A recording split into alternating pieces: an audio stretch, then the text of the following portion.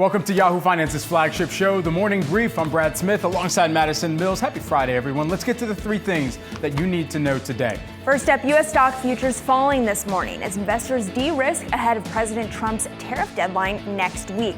Stocks halting their earlier gains this week following the announcements of auto tariffs and safe havens rallying ahead of the next set of tariffs due out on that so-called April 2nd Liberation Day. Gold, meantime, hitting another record high as investors seek safety amid the volatility. Plus, the Fed's preferred inflation gauge, core PCE, out this morning showing prices rose at a stubborn pace in February and household demand was weaker than expected, illustrating a more guarded consumer amid growing concerns about finances. Swaps traders, they continue to price in about 2 quarter-point reductions this year, with the first seen coming in July. Consumer sentiment data out later this morning will offer more insight into the state of the consumer. And CoreWeave set to start trading today after the cloud computing company raised $1.5 billion in a downsized IPO. The smaller debut coming amid stock market volatility, which hurt demand, and sets up today's trading as the next big test for initial public offerings. The company builds out data centers based on NVIDIA's chips to offer AI-related computing.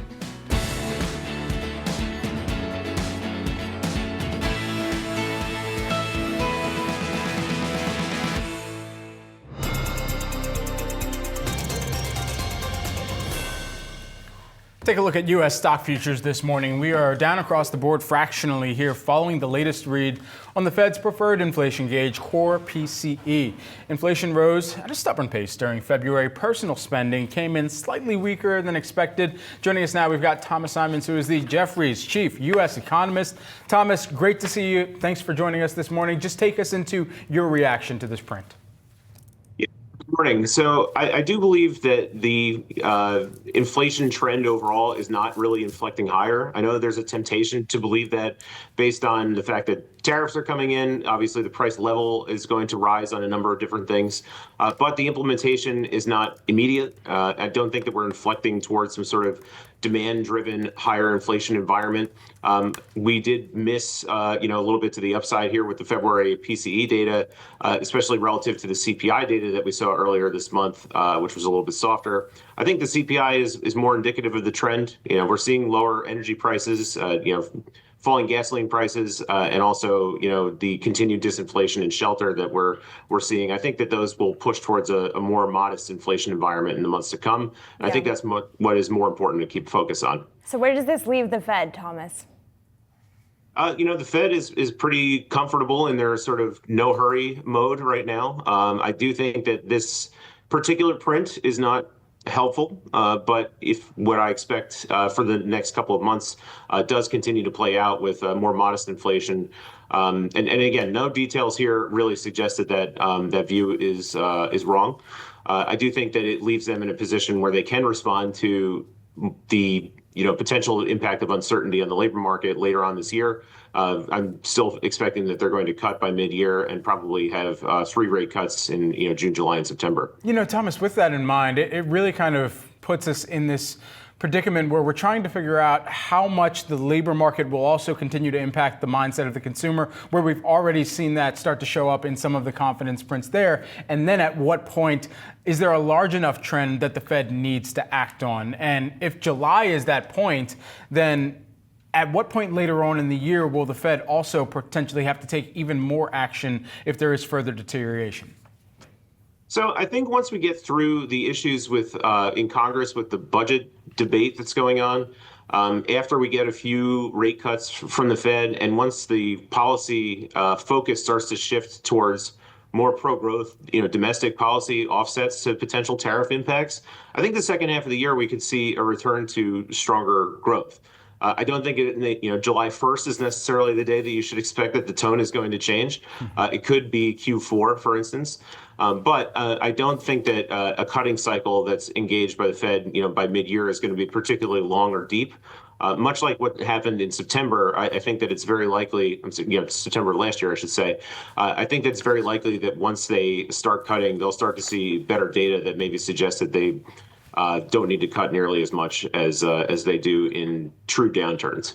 I want to get your take on the tariff policy because in the PCE data, we saw perhaps some evidence that it's already impacting consumer spending. You had durable goods spending rising 1.4%, car spending up. Meantime, you had people spending less on things like food services, for example. Perhaps an indication that people are already recalibrating their personal budgets in anticipation of those tariffs.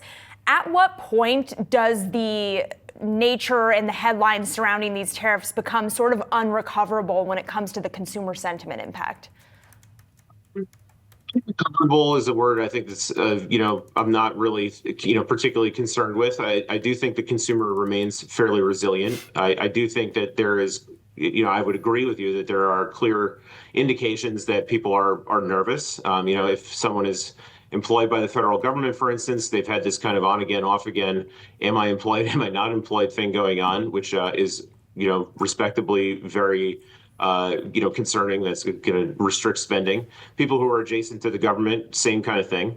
But I do think in the next few months, we're going to realize that the DOGE actually doesn't cut jobs itself, and that the job cuts are going to be fairly limited. And, in terms of consumer sentiment, rising prices are a potential concern, but if prices don't rise quite that much, then I think we'll see the strength of household balance sheets will weigh out over the, concern and sentiment.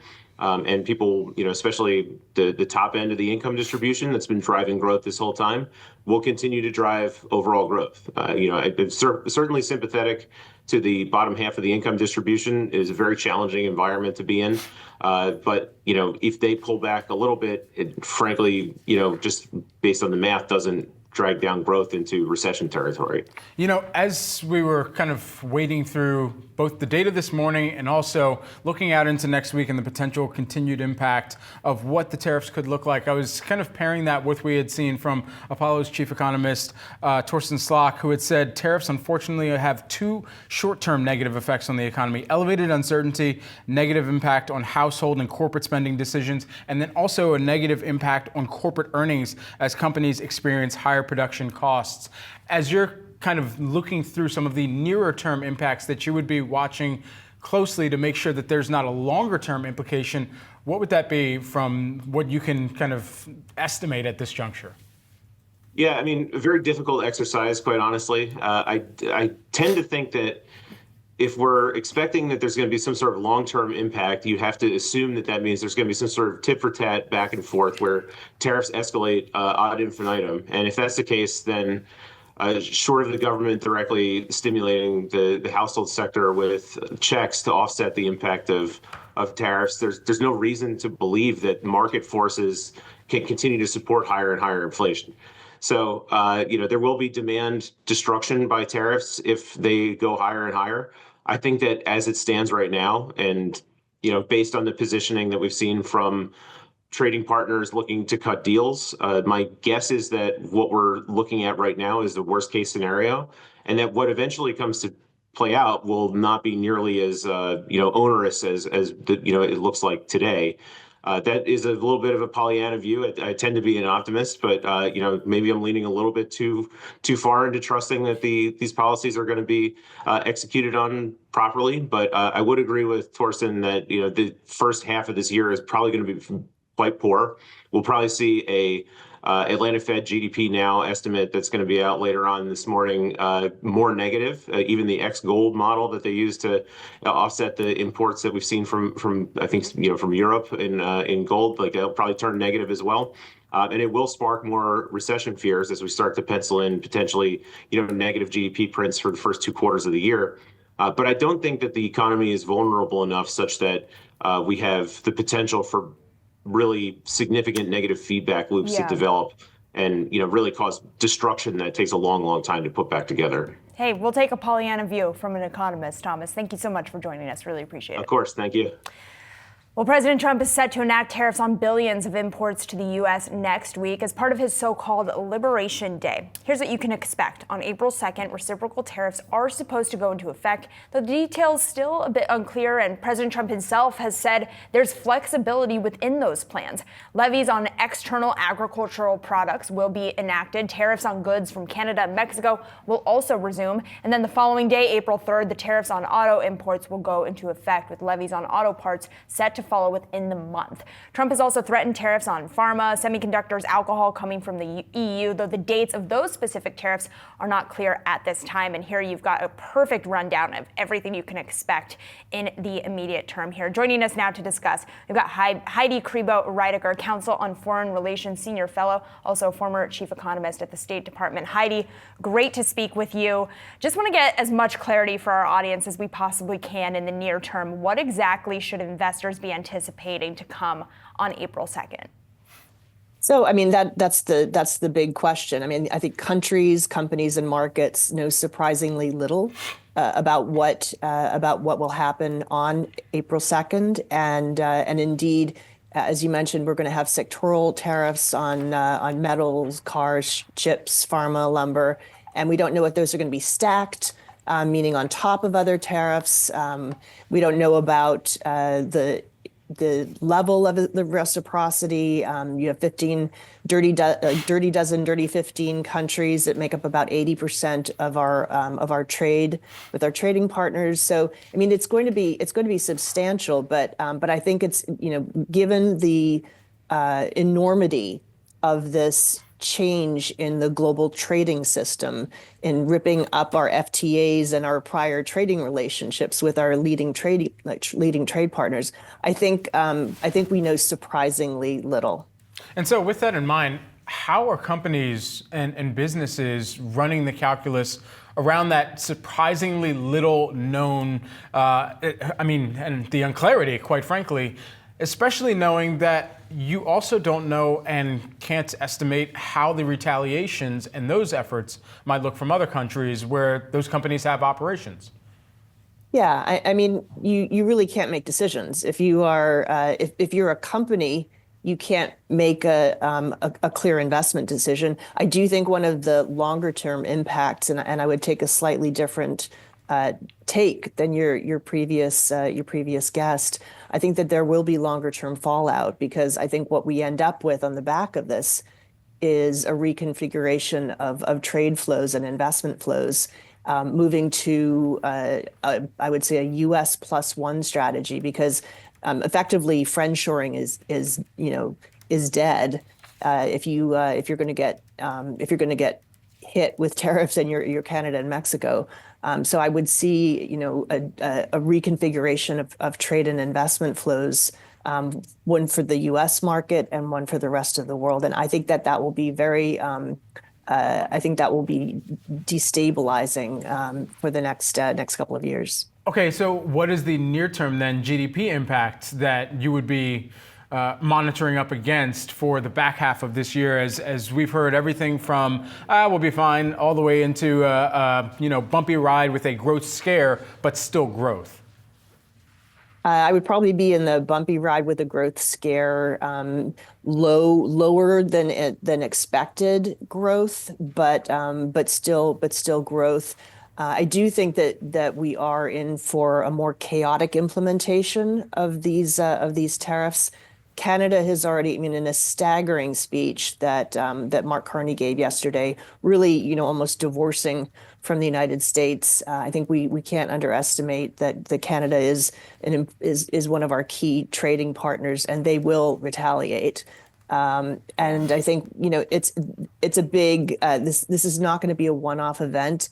I think you are going to see higher inflation, you are going to see lower growth, and you are going to see chaotic implementation when you get into the details of customs officials needing to take into account different tariff rates and supply chains getting disrupted. That's something I think markets in particularly are underestimating. And Heidi, there does seem to be a building consensus around the fact that, yes, these tariffs are going to be inflationary. The question is whether or not negotiations will be able to hedge that impact a bit. What I am hoping to understand from you, I'm hoping you can kind of operationalize for me when this inflationary hit and growth scare could potentially tip into a recession. What would that look like? What would it take for tariffs to not just equal inflation, but to equal recession? So I think you really have to have a spiraling down. So escalation of retaliation. If Canada does proceed with nearing ties with the EU and with the UK on their trade relationships and their security relationships. President Trump has wielded the tariff threat for a variety of different reasons, and I think whether it's any country that buys Venezuelan crude, another 25%. If you're looking to not use the dollar as a reserve currency, you're going to get tariffed. I think that kind of continuation of saber rattling for leverage, as well as the tariffs that are for reciprocity. I think it's going to damage consumer confidence more when they start having to really pay higher prices, really across the board. Heidi, thanks so much for taking the time here with us this morning. Really appreciate the analysis and insights. Thank you for having me. Coming up on Morning Brief, everyone, we count you down to the opening bell on Wall Street. Plus, we'll get a check on your morning movers. Lululemon shares they're plunging on a weak outlook, and safe havens are rallying as investors flee risk assets. We break down gold's record rally later this hour on Morning Brief.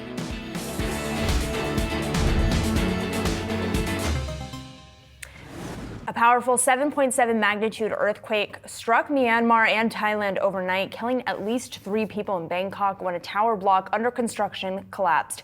Rescue workers say the rubble is still too unstable to try and find people who are possibly trapped beneath. The quake struck at midday and was followed by a strong 6.4 magnitude aftershock. The stock exchange in Thailand announcing the immediate suspension of all trading activities. Video from Mandalay, Myanmar's second largest city, showed widespread damage, though the extent of the destruction was not yet clear. Myanmar's state media reported many civilians were killed and injured. A Red Cross official expressed concern over the damage done to the infrastructure in the country, specifically dams and bridges.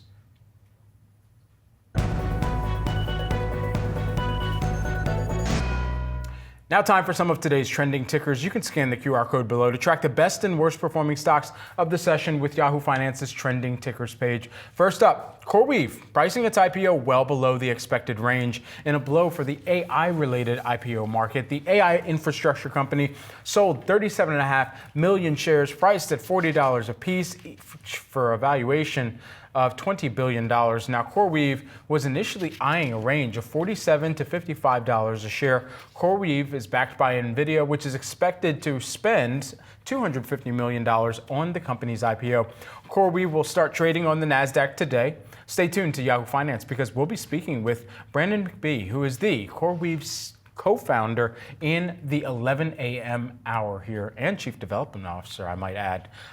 Noteworthy on this IPO, of course, is just the backdrop here that we've seen. And even as you look through some of the expectations for what 2025's IPO market could look like, Deloitte was out early with their expectations saying, we're going to go from freeze, which is what we saw in 2024, to a partial thaw here in 2025 is what they're expecting and anticipating. It's going to be a big day for determining how the rest of the year might go. I guess so goes CoreWeave, so goes the year is the theme of the day when it comes to IPOs. But just to give our viewers a little bit of context on the company here, one of the things that's fascinating about them is the amount of CapEx at the company here. They spent 4 times its revenue on CapEx last year, managed only a fraction of what bigger companies spent in the AI space, of course, but when you're IPOing, you typically try to have a little bit more of a cap on your spending, though if you're a big tech company, perhaps that bar is a little bit lower here. They had $15.1 billion in remaining performance obligations and $8 billion in debt on their balance sheet at the moment. And just taking a look here at their cash burning $6 billion of cash last year, $1.1 billion the prior year, but the price of AI.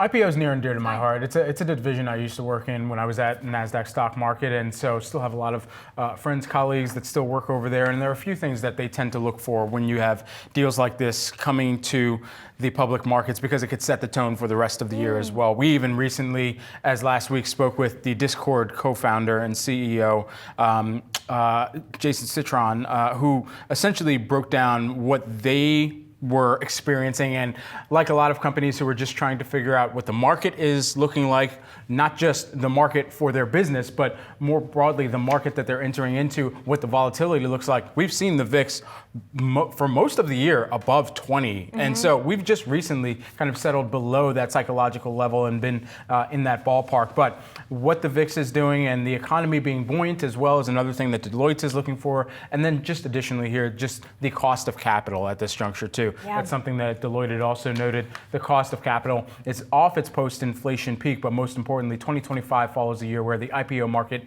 yielded a positive return.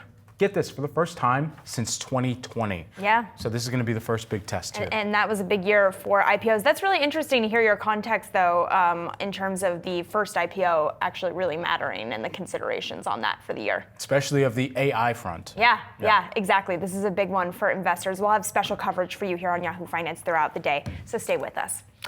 Next up, Tesla shares holding on to gains this morning as the automaker attempts to snap its 9-week-long losing streak. If Tesla stock manages to close above 248, it is set to end the week in the green. Deutsche Bank cutting its Tesla price target to $325, down from $420. Analysts saying they believe there's more room for Tesla's first quarter deliveries to slow. That is just the latest in a slew of downgrades in the month of March for the EV maker. But you see here, Tesla shares, always resilient, I guess, still up nearly 1.5%. Fascinating call here this morning on this downgrade because they don't talk about some of the sales pressure that the company has seen. They really do just talk about it from an earnings perspective, that there is more room for slowdown moving forward. They don't talk about the protests. They don't talk about the capitulation we've seen in terms of European buyers and consumers really looking more to those Chinese EV makers and the broader EV slowdown. They really just say, look, this is an earnings growth issue, and they don't see the earnings growth in the near term at the moment. And you can see on your screen here the slew of price target cuts that we've had for Tesla in the month of March. It'll be interesting to see kind of where the stock goes from here, especially after those tariff announcements. Tesla is perceived to be a winner in that market because of the amount of production that they already have in the United States. So will that be enough to kind of reverse the negative sentiment that's been building around Tesla? I don't know if we could toss that chart back up here. Just take a look at the year-to-date activity, or even if you want to go the past 6 months. One of the larger, and here are the price target cuts that we've seen in March. But if you look at the chart that we've seen over the course of this year, amazing. Thank you. As we're taking a look at that downtrend that Tesla is in, even with this recent move higher, you're still in that descending channel right now. And so the core thing that a lot of investors should be watching for is, even with this lower high, because that is ultimately what we've seen most recently, whether or not we actually break through the top end of that channel here, which would suggest a breakout. But on the technicals of this all, looking up against the moving averages, 50-day simple moving average, we're still below that. That's 325.77. Looking at the 100-day moving average, simple moving average, it's well below that as well. And then 200-day simple moving average, which is also indicating a sell, all below those technical indicators as of right now. You know, Brad, real quick, want to tell you about this. Rick Newman flagged this note to me, and I haven't been able to stop thinking about it, from Tom Lee over at Fundstrat. He says that the Trump put is still there on the market because the president may want to make sure that Tesla's stock remains stable, because that allows Elon Musk to continue to work for the government, for Doge, kind of being a pain sponge for any of the policy negativity and reaction from constituents that we might be seeing. So maybe the president is incentivized to keep the overall market up in order to keep Tesla up. Again, that's just according to Tom Lee from Fundstrat, but I thought it was a fascinating position in terms of just how we're all grasping at any straws we can to understand how this administration is viewing the current market activity. Yeah, I don't think I'll offend anybody by saying he's probably the most controversial pro bono government worker that we've ever seen. I think pro bono, even that, probably the highest level unpaid government worker that we have ever seen. That seems factually accurate. Exactly, absolutely. Also, everyone, we're tracking shares of AppLovin here today, recovering after notching losses of about 20% during Thursday's trade. That record one-day drop. It came after Muddy Waters became the latest short seller this year to issue a report on the tech stock. In its report, Muddy Waters alleged AppLovin is misrepresenting its data. AppLovin denied the accusations. Shares pre-market, they're moving higher, but they're bouncing bouncing off of essentially yesterday's activity. And ultimately, if we can kind of put this in a 2-day context for our viewers and where AppLovin ultimately moved on yesterday's move, there's the past 5 days. And you can see the severity of the drop coming during Thursday's session. One of the major things, because there were a lot of fighting words within this here, one of the things that I highlighted that they said was AppLovin is unique for its audacity, not for its technology. They noticed some similarities to another platform player that essentially got deplatformed, Cheetah Mobile, and talked about some of the practices that AppLovin has in place that could potentially have them kind of raising some red flags on the platforms that they do operate on for some of these same deplatforming that could come AppLovin's way and tarnish their business to a detrimental level for investors. Well, it's still a top pick over at Loop Capital. The analyst over there, Rob Sanderson, saying they are aggressive buyers of any weakness with a significant expansion cycle underway for the stock. They've got unmatched access to data. They deliver excellent performance and drive meaningful revenue momentum. So they are extremely bullish on the stock and talking about customer testimony as part of that as well. It's just a matter of if it's in compliance. Right. That is the key question that we will continue to monitor for you here at Yahoo Finance. Stay tuned. You're watching Morning Brief.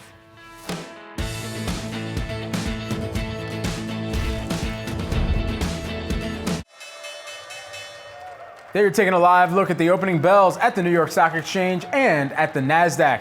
At the NASDAQ, you've got CoreWeave ringing the opening bell. Of course, big IPO day. This is going to test the markets, test the appetite for a couple of the potential big names that could come off the sidelines and into the public markets, equity markets this year. We're going to be watching that one closely. We've got conversations with some of the key executives over at CoreWeave later on during the day.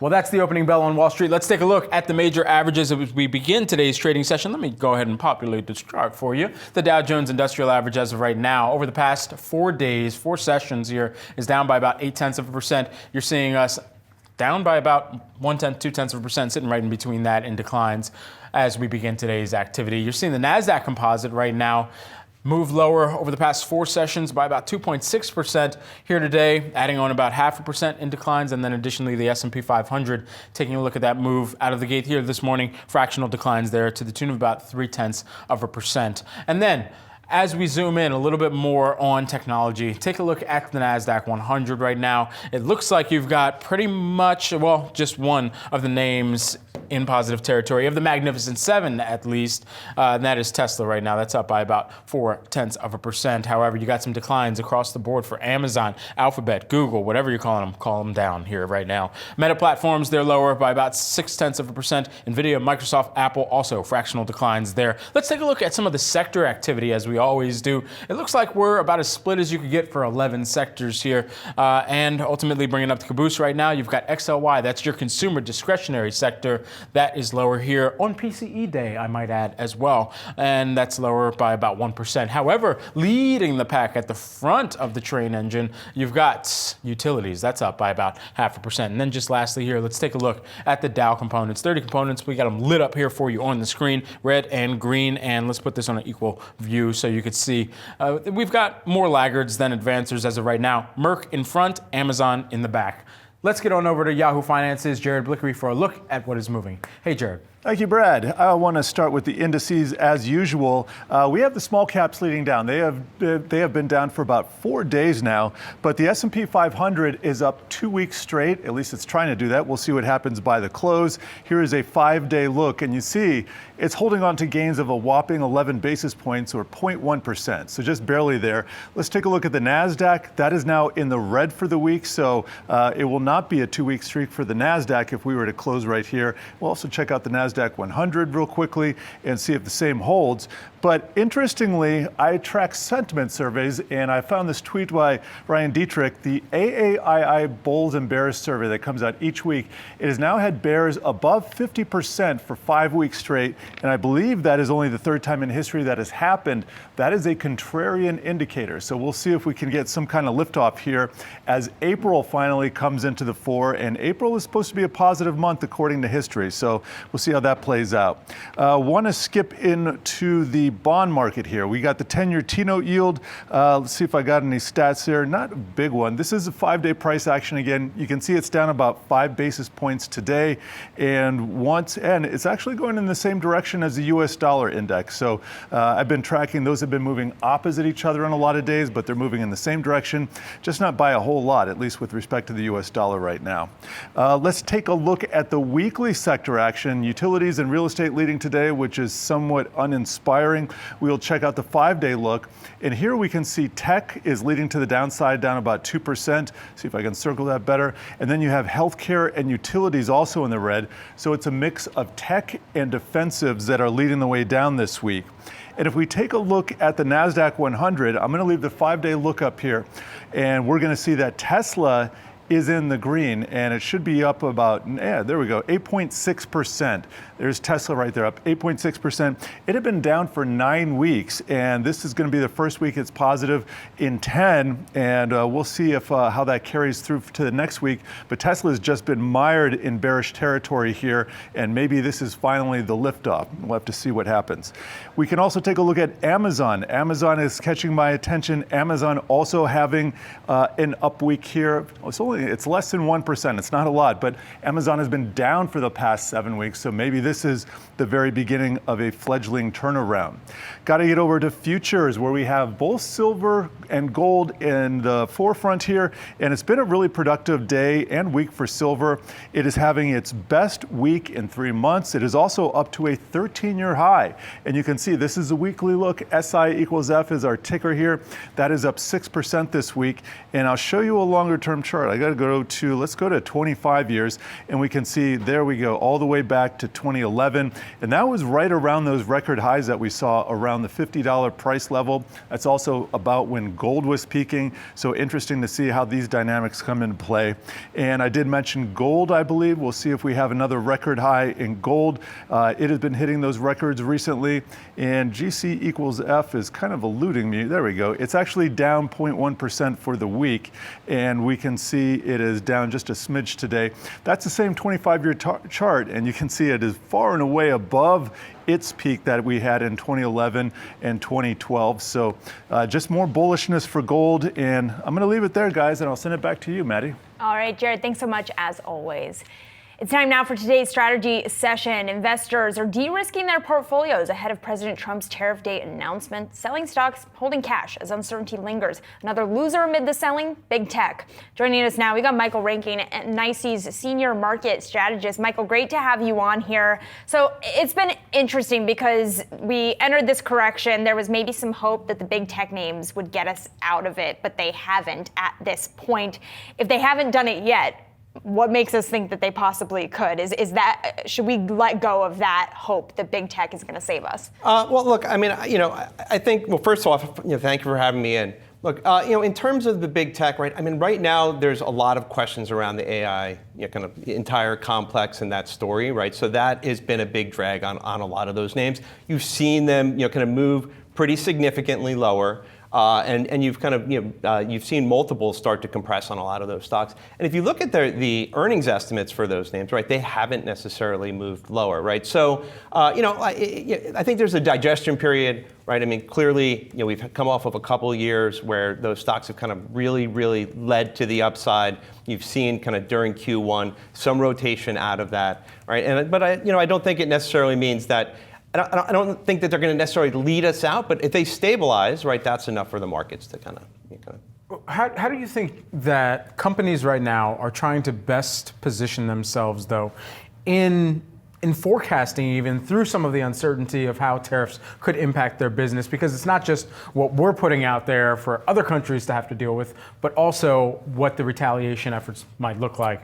Yeah, and I think it's just really a very, very difficult environment. As you kind of look at what's going on, I try to think back through my career and trying to find like a similar analog, and there really isn't one, right? Because there's just the range of potential outcomes here are just so wide, right? So you think about that from a consumer perspective or a business perspective, it's very difficult to make kind of those decisions. We've seen kind of that consumer sentiment survey and business sentiment surveys have clearly moved lower, and you're starting to get a sense from companies that's starting to actually impact kind of business, right? I've been looking at some data from a New York Stock Exchange listed company, SimilarWeb, which looks at kind of web traffic, right? Looking at web traffic for travel and retail, right? That's been moving lower, right? So it's not just the sentiment, you're starting to see the clicks start to move lower. And then we've had some weakness in kind of the airlines and some of the retail names, kind of in terms of their guidance recently as well.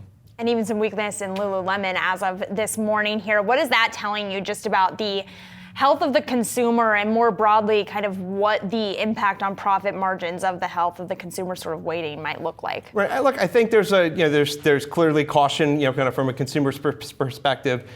I would say, just in my town, there was just recently a Nordstrom Rack that just opened up, a night or two ago, and there were lines around the corner, right? So people were showing up for deals, right? So I think, the consumer is, is cautious right now, and from a retail perspective, those companies have a difficult environment not only to deal with in terms of that, kind of in terms of that consumer, but dealing with tariffs and kind of the impacts of that as well. So. I'd imagine, kind of as we head into Q2 earnings season, you're going to see, management teams be very conservative, right? There's not a whole lot of upside in terms of raising your guidance, right? And I think there's going to be this conservatism, But we've seen kind of some guidance cuts. We're just coming out of a period of time where you had multiple investor conferences. We saw some guidance cuts there. We're in this pre-announcement window. We're not seeing a wave of pre-announcements, so that's kind of somewhat positive. Right. One of the things that I was looking at, a note from Torsten Stock, Apollo's chief economist here, who had said the performance of the S&P 500 will depend upon the size of the adjustment costs as companies adjust to a new situation with permanently higher tariffs. And he was taking a look at some of the previous correction performance of the S&P 500 after 10% corrections. Just as you're kind of positioning your portfolio around what the rebound after corrections has looked like in the past versus the analog that we're trying to look for at this point in time, and there not being one, how should investors be positioning themselves? Yeah, so I think right now, just kind of given the uncertainty, you have to kind of extend your time horizons a little bit, right? Think about kind of investing for the longer term, right? Continue with your plan, right? And understand, I think we've seen kind of markets kind of pull back on risk. Right, and so just understand why you're in investments, right? Be comfortable, kind of move up the quality scale a little bit, right? So, I think there's just be cautious for the time being, right? And see how things play out over the next couple months. Michael, thanks so much for taking the time here with us in studio. Thanks for having me. Absolutely.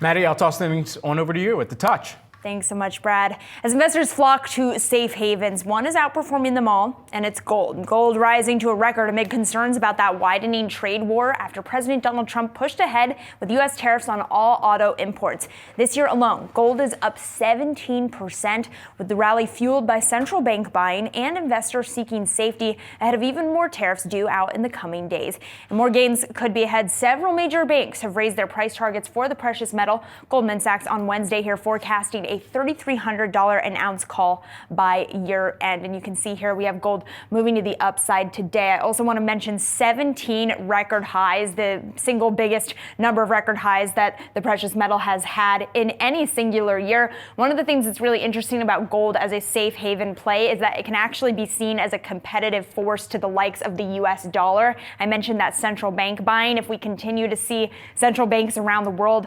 diversifying away from the US dollar as their reserve currency, and that lifts up the price of gold, that's good if you have gold. It's not necessarily good as an outlook for the US economy. Could that be a key risk to watch if we do see investors globally moving away from the US dollar? Of course, that is still viewed as a positive catalyst for gold.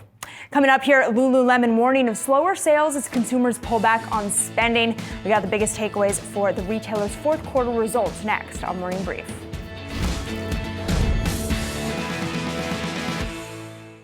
Lululemon plunging today as its weak outlook overshadows strong fourth quarter results. The athletic apparel maker warning of slower sales as consumers pull back due to economic and inflation concerns. Joining us now is John Kernan, TD Cowen's Managing Director of Retail and Consumer Brands. Thank you so much for being here with us, John. Just curious, so just 2 days ago here, you reiterated your buy and your price target on the stock with some caution in your note.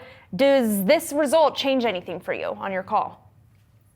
Our estimates didn't change materially post this earnings release. I think Q4 we knew was very good internationally. They had already pre-announced Q4 positively, and their gross margin was even up above where we thought it would be. It hit an all-time high of 60%. I think the stock's reaction today is more in line, is in reaction to the guidance for U.S., the implied guidance for U.S. comps, which is clearly negative as we go into Q1. So they've got to get that America's business turned around and comping positively.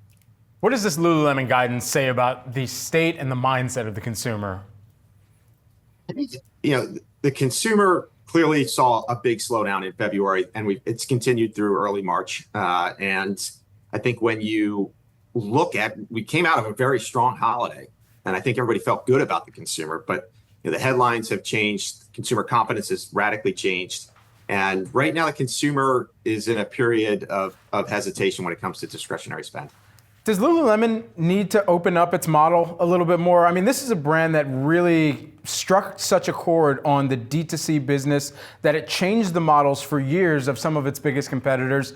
And then they were very selective about which gyms, which boutique experiences that they were going to partner and sell into as well and allow them to kind of co-brand. But all those things considered, they've never had this massive wholesale or retail type of partnership. Is that something that they should be considering? We prefer for them to stick to DTC. There's some very select upscale premium wholesale distribution that they have. But again, what makes the magic of Lululemon is their in-store experience. They're directly controlling their brand.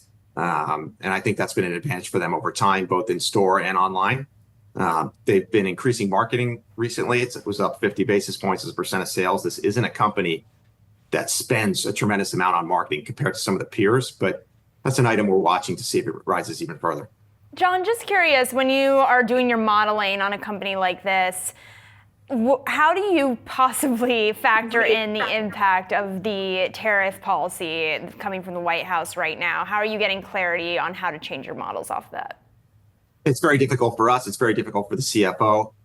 They did include some tariffs embedded for Mexico and Canada within their guidance, but they didn't talk to increase tariffs out of potentially Vietnam. And that's a big announcement coming next week is, will we see tariffs out of Vietnam? We don't know. But that is a region with heavy sourcing exposure for all of these companies, in particular Lululemon. So if we were to see some type of tariff on goods coming out of Vietnam in the US, you'd have to see some pretty significant price adjustments across retail. So yeah, the consumer is not going to like that. As we're talking about the broader geopolitical implications and how that also permeates into the consumer mindset, what are you watching within the Asia Pacific region, especially knowing how core of a growth region China is for this business? I think China's critical for the narrative.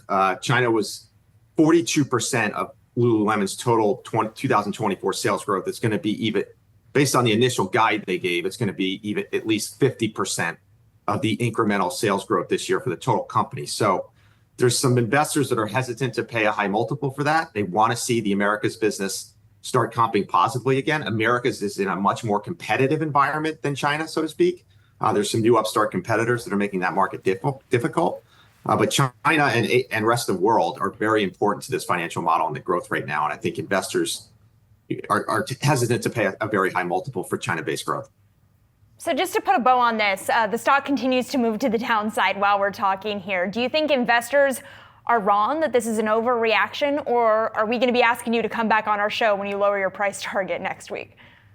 Well, we're certainly not going to be lowering our price target next week because our earnings estimates aren't going to change. The valuation of the stock is at a trough level.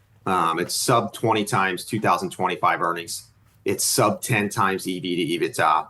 The whole sector is under tremendous sentiment pressure right now, and valuations are contracting. You can see it across all the peers, and it's related to one, the unease over the direction of the U.S. consumer, two, the tariff situation and global trade policy. And so I think ultimately this will be a good buying opportunity. Our price target's a 12-month price target, but earnings estimates didn't really change last night. It was just the perception of growth. China's driving more growth. U.S. is still negative. Going to see some change in that. All right. John, you've reminded me I need to go hit the We Made Too Much rack in the back of one of my local Lululemon stores. Appreciate it. Good luck. Thank you. All your markets action straight ahead. Stay tuned. You're watching Morning Brief.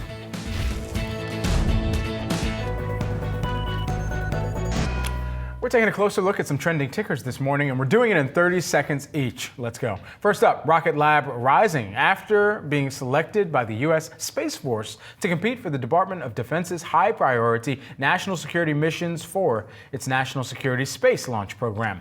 Rocket Lab is one of 5 launch providers selected, and the contract has a 5-year ordering period that will run through June of 2029 with a maximum value of $5.6 billion. Citi says the selection is a positive for Rocket Lab stock, saying the Space Force could become an important customer for the company. Shares higher. Plus, Ubisoft announcing the creation of a new subsidiary that will handle 3 of its popular video games, Assassin's Creed, Far Cry, and Tom Clancy's Rainbow Six. The unit will have an enterprise value of $4.3 billion, with Tencent set to invest around $1.25 billion, giving it a minority stake in the business. The new subsidiary will hold the licenses for the IP of the games in exchange for a royalty.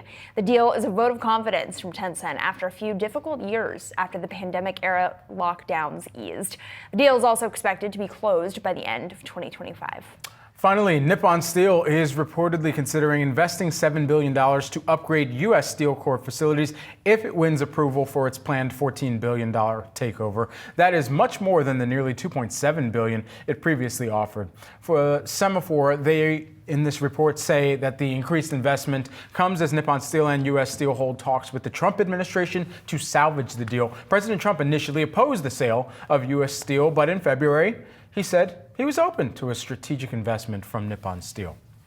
All right, that's going to do it for the morning brief, but let's do a quick market check before we head to break here. Taking a look at more selling across your screen. We're continuing to sell off this morning. The S&P now wiping out yesterday's close number, moving even further to the downside, steadily below the number it was at on election day. I should add the NASDAQ also at its lows, and the VIX hitting a record high for the week. Joining me next on Catalysts.